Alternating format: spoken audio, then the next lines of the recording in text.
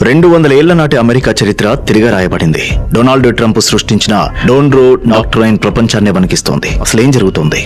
జనవరి 3, 2026 తెల్లవారుజామున వెనిజులా రాజధాని కరాకస్ లో యుఎస్ స్పెషల్ ఫోర్స్ ఒక మెరుపు దాడి చేసింది. వెనిజులా అధ్యక్షుడు నికోలస్ మదురోని మరియు ఆయన భార్యని బంధించి నేరుగా అమెరికాకు తరలించారు. డ్రగ్ ట్రాఫికింగ్ మరియు నార్కో టెర్రరిజం ఆరోపణల మీద ఇప్పుడు ఆయన యుఎస్ కోర్టులో విచారణ ఎదుర్కొంటున్నారు. డోన్రో డాక్ట్రైన్ అంటే ఏంటి? 1823 నాటి పాత మోన్రో డాక్ట్రైన్ ని ట్రంప్ ఇప్పుడు డోన్రో డాక్ట్రైన్ గా రీబ్రాండ్ చేశారు. దీని అర్థం ఏంటంటే అమెరికా చుట్టుపక్కలున్న దేశాల్లో ఏ చిన్న అలజడి జరిగినా చివరకు అక్కడ ఉన్న ఆయిల్ నిల్వల మీద నియంత్రణకైనా అమెరికా తన సైన్యాన్ని నేరుగా వాడుతుంది. చైనా, రష్యా ప్రభావం తగ్గించడమే దీని మెయిన్ టార్గెట్. మదురో అరెస్ట్ తర్వాత ట్రంప్ ఇతర దేశాలకు గట్టి వార్నింగ్ ఇచ్చారు. కొలంబియా డ్రగ్స్ ఆపకపోతే మీ మీద కూడా సైనిక చర్య ఉంటుంది అని. క్యూబా వెనిజులా ఆయిల్ అందదు కాబట్టి మీరు తలొగ్గక తప్పదు అని. మెక్సికో డ్రగ్ కార్టెల్స్ ని ఏరివేయడానికి మా సైన్యం సిద్ధంగా ఉంది అని. మరి ఈ దేశాలు భయపడుతున్నాయా లేక ట్రంప్ ని ఎదుర్కోవడానికి రెడీగా ఉన్నాయా? నెక్స్ట్ వీడియోలో చూద్దాం. వెనిజులాతోని మొదలైన ఈ ఆపరేషన్ ముందు ఇంకే దేశాలకి పాకుతుంది. ట్రంప్ 2.0లో అమెరికా ఫస్ట్, ఇప్పుడు అమెరికా ఎవ్రీవేర్ గా మారుతుందా?